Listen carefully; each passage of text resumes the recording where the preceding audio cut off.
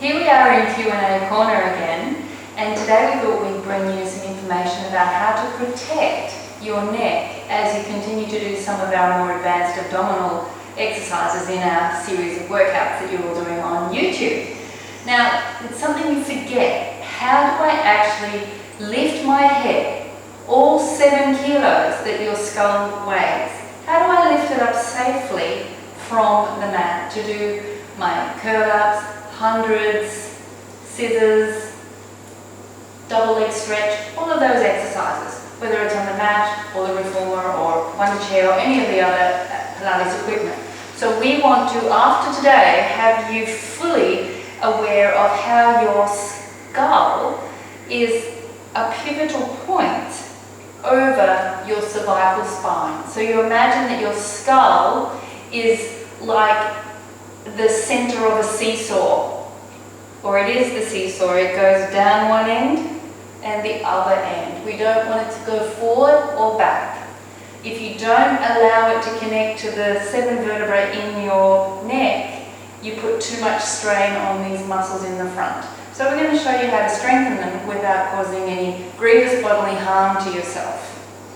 So I'm going to come down to Kaya and give you some really good instructions about imagery, what you can think of her head as. So you will place your hands behind your head. And without much thought to it, just go into a curl up as you would. And I always give the cue, put your head heavy in your hands. And you see that she's using her neck flexors quite well and activating the abdominals. And then if we asked her to do 10 more and then go into hundreds, she would fatigue a little bit. Would that be true? Yeah, she'll start to feel strain through here and might have to take a less strenuous option by putting her hand on her head. So here's a little practice thing that you can all do at home. If you do it daily at home, whether you're in bed, as you're getting up, or as you're going to sleep. So placing your hands down waist sides, thank you, Kaya, and lifting your head up off the floor only the width of a piece of paper, and then put it down. This helps you know how heavy your head is, but to engage your lats, so drawing your armpits down towards your feet, reaching your fingertips down this way and pressing the backs of your arms into the mat. And inhale, prepare, exhale, just the width of a piece of paper, and inhale, place it down. Now that time I saw less lifting of the shoulders and it felt a little bit more secure, didn't it? So you can use your arms a little bit to help you.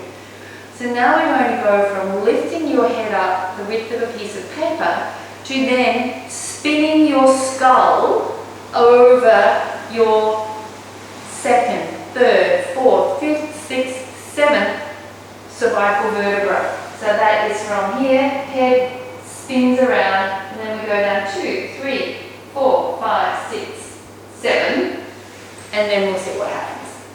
So breathing in to prepare, lifting the head up on the exhale, spin the head around for 3, 4, 5, 6. Now drop into the sternum, reach your arms forward, and then go back, reversing your steps. Sternum, then the 7, 6, 5, 4, 3, 2, 1. That looked pretty good. How did it feel? Good, yeah. Supported. Supported.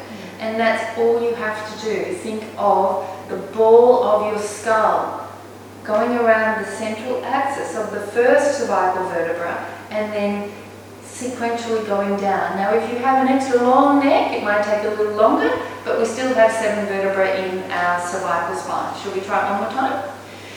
Inhale, exhale, lift the head. Then you spin it over the first vertebra, then you go 2, 3, 4, 5, 6, 7, sink into the sternum, lengthen your pubic bone forward, and then you have to retrace your steps back down through sternum, 7, 6, 5, 4, 3, 2, 1, and shoulders are relaxed. And you start to get a sense of strengthening through these neck flexors. So how many times a day would you, how many times? How many times a day? If you can manage to do it at the beginning of the day before you get up out of bed, even just pressing your head into the pillow and then lifting up the width of a piece of paper. Then as you're getting into bed, maybe doing 2 or 3 reps at each time.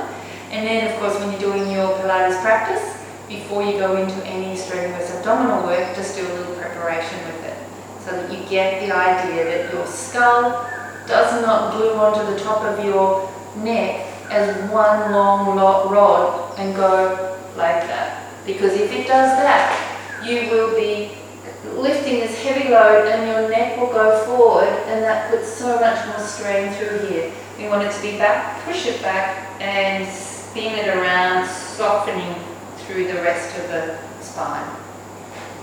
Give it a go.